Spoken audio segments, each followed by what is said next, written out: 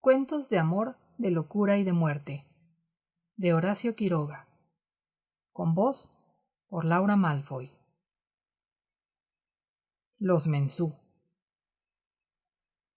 Cayetano Maidana y Esteban Podeley, peones de obraje, volvían a posadas en el sílex con 15 compañeros. Podeley, labrador de madera, tornaba a los 9 meses, la contrata concluida y con pasaje gris por lo tanto. Cayé, mensualero, llegaba en iguales condiciones, más al año y medio, tiempo necesario para chancelar su cuenta.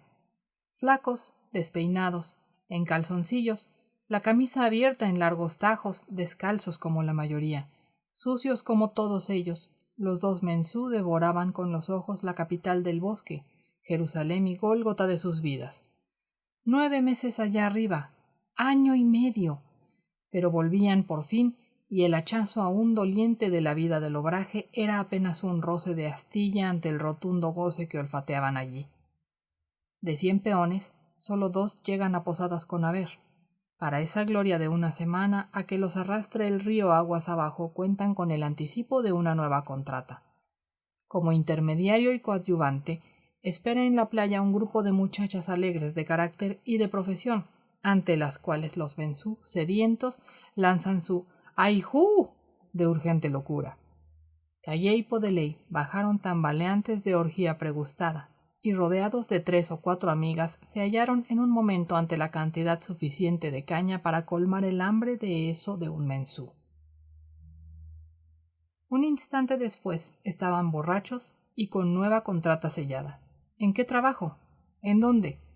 Lo ignoraban, ni les importaba tampoco. Sabían, sí, que tenían 40 pesos en el bolsillo y facultad para llegar a mucho más en gastos. Babeantes de descanso y dicha alcohólica, dóciles y torpes, siguieron ambos a las muchachas a vestirse. Las avisadas doncellas condujéronlos a una tienda con la que tenían relaciones especiales de un tanto por ciento, o tal vez al almacén de la casa contratista.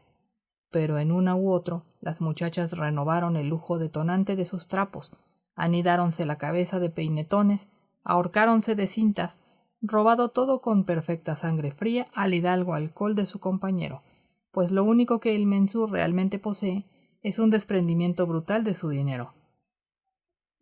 Por su parte, Cayé adquirió muchos más extractos y lociones y aceites de los necesarios para sahumar hasta la náusea su ropa nueva, mientras Podeley, más juicioso, insistía en un traje de paño. Posiblemente pagaron muy cara una cuenta entreoída y abonada con un montón de papeles tirados al mostrador. Pero de todos modos, 1 hora después lanzaban a un coche descubierto sus flamantes personas, calzados de botas, poncho al hombro y revólver 44 en el cinto. Desde luego, repleta la ropa de cigarrillos que deshacían torpemente entre los dientes, dejando caer de cada bolsillo la punta de un pañuelo. Acompañaban los 2 muchachas orgullosas de esa opulencia, cuya magnitud se acusaba en la expresión un tanto hastiada de los Mensú, arrastrando consigo mañana y tarde por las calles caldeadas una infección de tabaco negro y extracto de obraje. La noche llegaba a su fin, y con ella la bailanta, donde las mismas damiselas avisadas inducían a beber a los Mensú, cuya realeza en dinero de anticipo les hacía lanzar 10 pesos por una botella de cerveza, para recibir en cambio 1,40, que guardaban sin ojear siquiera. Así, en constantes derroches de nuevos adelantos, necesidad irresistible de compensar con 7 días de gran señor las miserias del obraje, el sílex volvió a remontar el río.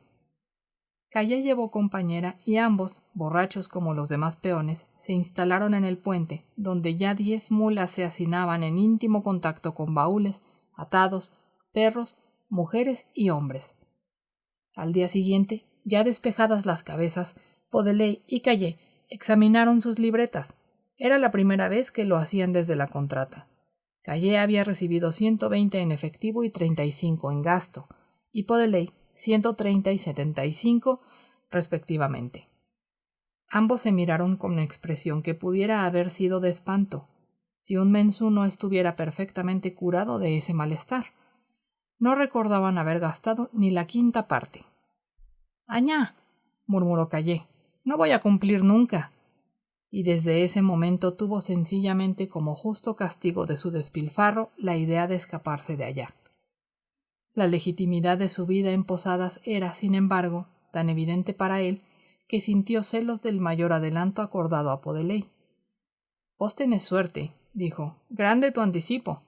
«Vos traes compañera», objetó Podeley. «Eso te cuesta para tu bolsillo».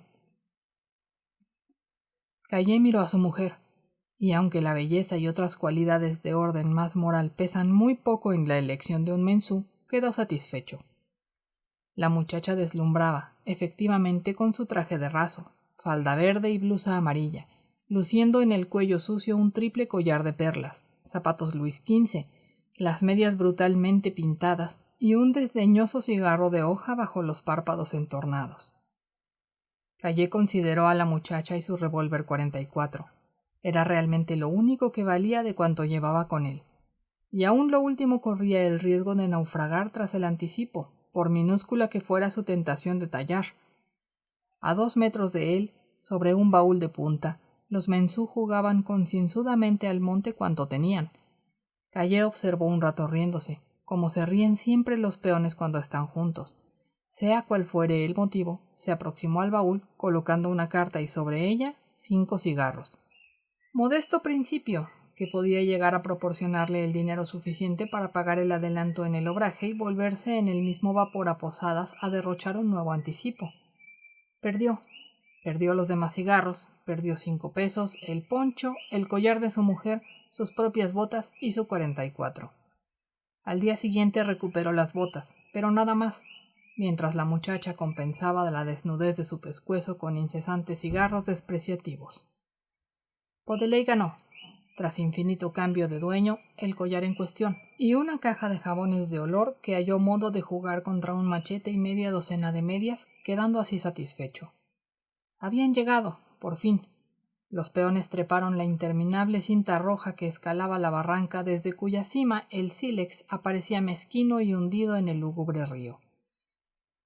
Y con ahijús y terribles invectivas en guaraní, bien que alegres todos, despidieron al vapor que debía ahogar en una baldeada de 3 horas la nauseabunda atmósfera de desaseo, pachulí y mulas enfermas que durante 4 días remontó con él.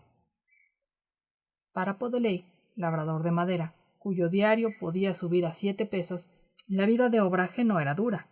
Hecho a ella, domaba su aspiración de estricta justicia en el cubicaje de la madera, compensando las rapiñas rutinarias con ciertos privilegios de buen peón. Su nueva etapa comenzó al día siguiente, una vez demarcada su zona de bosque. Construyó con hojas de palmera su cobertizo, techo y pared sur, nada más. Dio nombre de cama a 8 varas horizontales y de un horcón colgó la provista semanal. Recomenzó automáticamente sus días de obraje, silenciosos mates al levantarse, de noche aún, que se sucedían sin desprender la mano de la pava, la exploración en descubierta de madera, el desayuno a las 8, harina, charque y grasa, el hacha luego a busto descubierto, cuyo sudor arrastraba tábanos, barigüís y mosquitos, después el almuerzo, esta vez porotos y maíz flotando en la inevitable grasa, para concluir de noche, tras nueva lucha con las piezas de 8 por 30, con el yopará del mediodía. Fuera de algún incidente con sus colegas labradores que invadían su jurisdicción, del hastío de los días de lluvia que lo relegaban en cuclillas frente a la pava, la tarea proseguía hasta el sábado de tarde. Lavaba entonces su ropa y el domingo iba al almacén a proveerse. Era este el real momento de solaz de los mensú, olvidándolo todo entre los anatemas de la lengua natal, sobrellevando con fatalismo indígena la suba siempre creciente de la provista, que alcanzaba entonces a 5 pesos por machete y 80 centavos por kilo de galleta.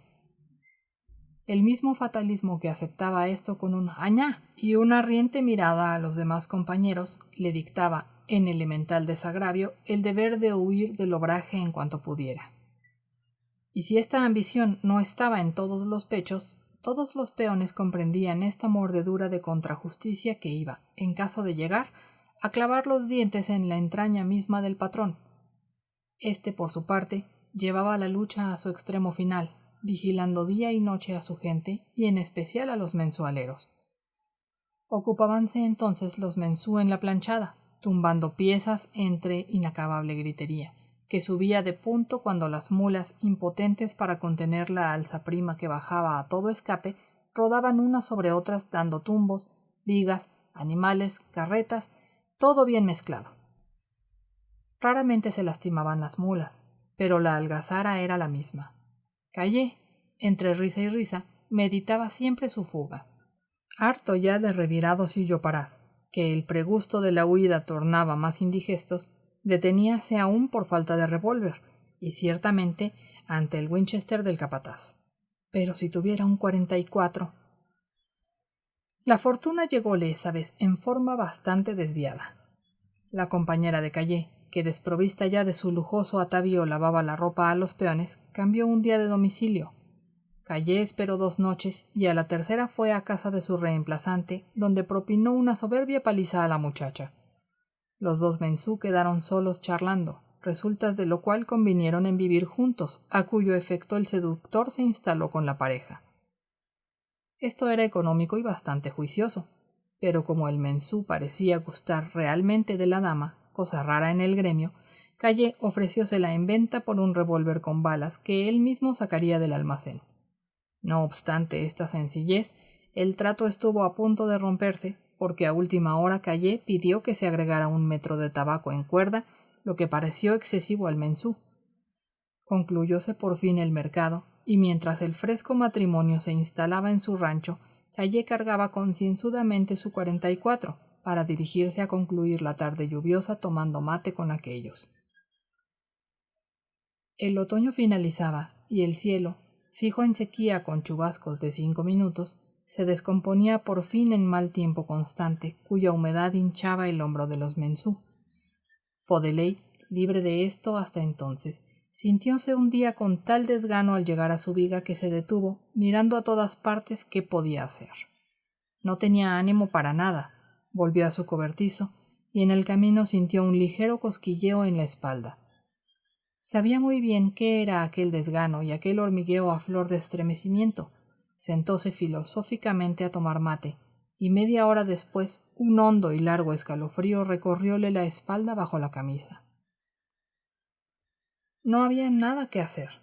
Se echó en la cama tiritando de frío, doblado en gatillo bajo el poncho, mientras los dientes incontenibles castañeteaban a más no poder. Al día siguiente el acceso, no esperado hasta el crepúsculo, tornó a mediodía y Podeley fue a la comisaría a pedir quinina. Tan claramente se denunciaba el chucho en el aspecto del mensú, que el dependiente bajó los paquetes sin mirar casi al enfermo, quien volcó tranquilamente sobre su lengua la terrible amargura aquella. Al volver al monte tropezó con el mayordomo. «Vos también», le dijo éste mirándolo, «y van 4. Los otros no importa, poca cosa. Vos sos cumplidor. ¿Cómo está tu cuenta?» «Falta poco, pero no voy a poder trabajar». «Bah, cúrate bien y no es nada. Hasta mañana». «Hasta mañana». Se alejó Podeley apresurando el paso, porque en los talones acababa de sentir un leve cosquilleo. El tercer ataque comenzó 1 hora después, quedando Podeley desplomado en una profunda falta de fuerzas, y la mirada fija y opaca, como si no pudiera ir más allá de 1 o 2 metros. El descanso absoluto a que se entregó por 3 días, bálsamo específico para el mensú por lo inesperado, no hizo sino convertirle en un bulto castañeteante y arrebujado sobre un raigón. Podeley, cuya fiebre anterior había tenido honrado y periódico ritmo, no presagió nada bueno para él de esa galopada de accesos casi sin intermitencia. Hay fiebre y fiebre. Si la quinina no había cortado a ras el segundo ataque, era inútil que se quedara allá arriba a morir hecho un ovillo en cualquier vuelta de picada, y bajó de nuevo al almacén. «¿Otra vez vos?», lo recibió el mayordomo. «Eso no anda bien. ¿No tomaste quinina?» «Tomé. No me hallo con esta fiebre. No puedo trabajar. Si querés darme para mi pasaje, te voy a cumplir en cuanto me sane». El mayordomo contempló aquella ruina y no estimó en gran cosa la vida que quedaba allí. «¿Cómo está tu cuenta?», preguntó otra vez. «Debo 20 pesos todavía. El sábado entregué. Me hallo muy enfermo. Sabes bien que mientras tu cuenta no esté pagada, debes quedar. Abajo podés morirte. Cúrate aquí y arreglas tu cuenta enseguida. ¿Curarse de una fiebre perniciosa allí donde la adquirió? No, por cierto, pero el mensú que se va puede no volver, y el mayordomo prefería hombre muerto a deudor lejano. Podeley jamás había dejado de cumplir nada, única altanería que se permite ante su patrón un mensú de talla. No me importa que hayas dejado o no de cumplir, replicó el mayordomo. Paga tu cuenta primero y después hablaremos. Esta injusticia para con él creó lógica y velozmente el deseo del desquite. Fue a instalarse con Callé, cuyo espíritu conocía bien, y ambos decidieron escaparse el próximo domingo.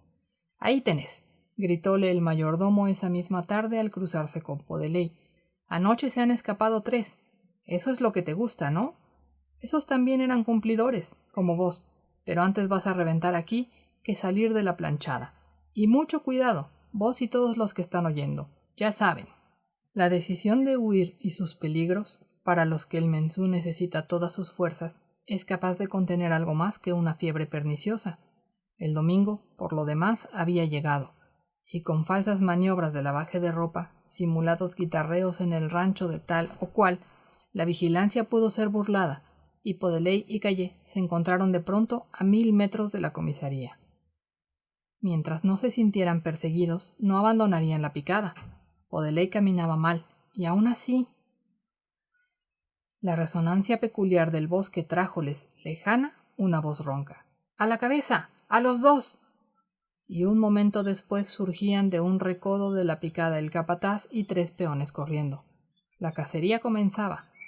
Callé amartilló su revólver sin dejar de huir. «¡Entrégate, añá!», gritóles el capataz. «Entremos en el monte», dijo Podeley. «Yo no tengo fuerza para mi machete». «¡Volvé o te tiro!», llegó otra voz. «Cuando estén más cerca», comenzó Callé. Una bala de Winchester pasó silbando por la picada. «¡Entra!», gritó Callé a su compañero. Y parapetándose tras un árbol, descargó hacia allá los 5 tiros de su revólver. Una gritería aguda respondióles, mientras otra bala de Winchester hacía saltar la corteza del árbol. «Entrégate o te voy a dejar la cabeza». «Anda, no más», instó Callé a Podeley. «Yo voy a...»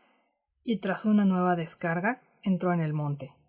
Los perseguidores, detenidos un momento por las explosiones, lanzáronse rabiosos adelante, fusilando, golpe tras golpe de Winchester, el derrotero probable de los fugitivos.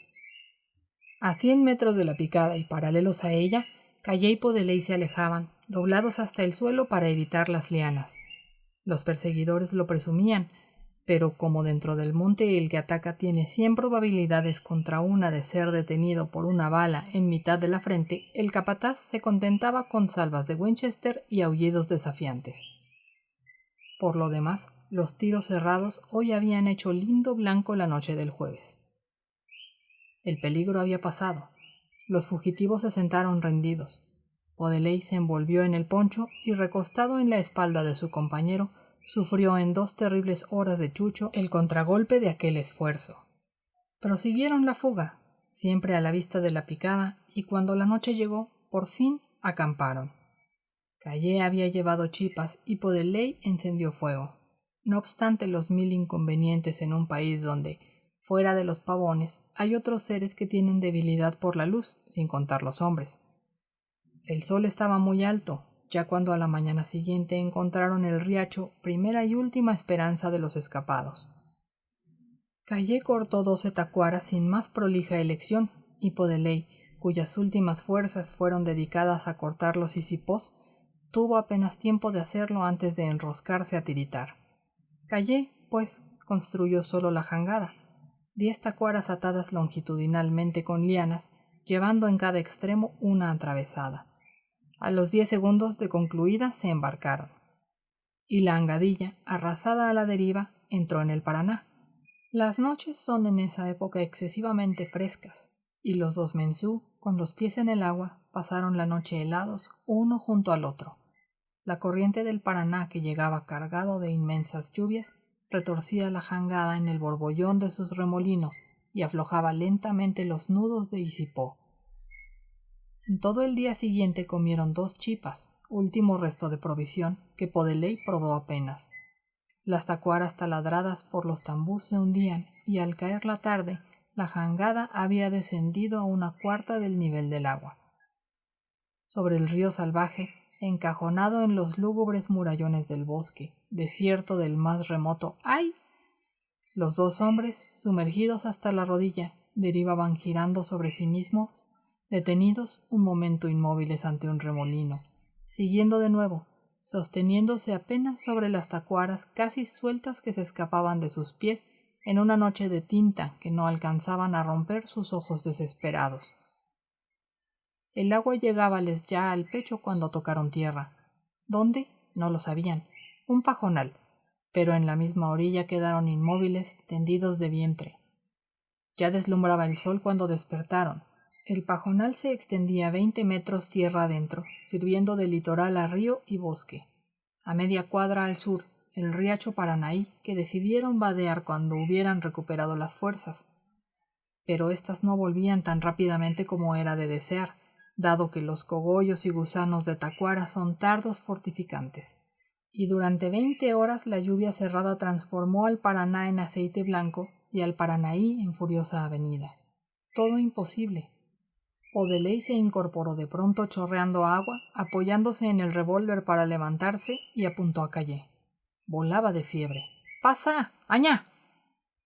Calle vio que poco podía esperar de aquel delirio y se inclinó disimuladamente para alcanzar a su compañero de un palo, pero el otro insistió. «Anda al agua. Vos me trajiste. Mandé al río». Los dedos lívidos temblaban sobre el gatillo. Calle obedeció. Dejóse llevar por la corriente y desapareció tras el pajonal, al que pudo abordar con terrible esfuerzo. Desde allí y de atrás acechó a su compañero, pero Podeley yacía de nuevo de costado con las rodillas recogidas hasta el pecho bajo la lluvia incesante. Al aproximarse Calle alzó la cabeza y sin abrir casi los ojos, cegados por el agua, murmuró: «Calle, caray, frío muy grande». Llovió aún toda la noche sobre el moribundo, la lluvia blanca y sorda de los diluvios otoñales, hasta que en la madrugada Podeley quedó inmóvil para siempre en su tumba de agua.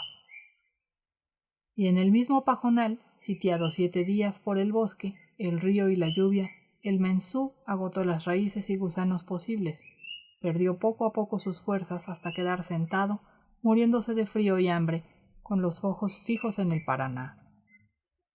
El sílex, que pasó por allí al atardecer, recogió al mensú ya casi moribundo. Su felicidad transformóse en terror al darse cuenta al día siguiente de que el vapor remontaba el río. «Por favor, te pido», lloriqueó ante el capitán, «no me bajen en Puerto X. Me van a matar. Te lo pido de veras». El sílex volvió a Posadas, llevando con él al mensú empapado aún en pesadillas nocturnas. Pero a los 10 minutos de bajar a tierra estaba ya borracho con nueva contrata y se encaminaba tambaleando a comprar extractos. Fin.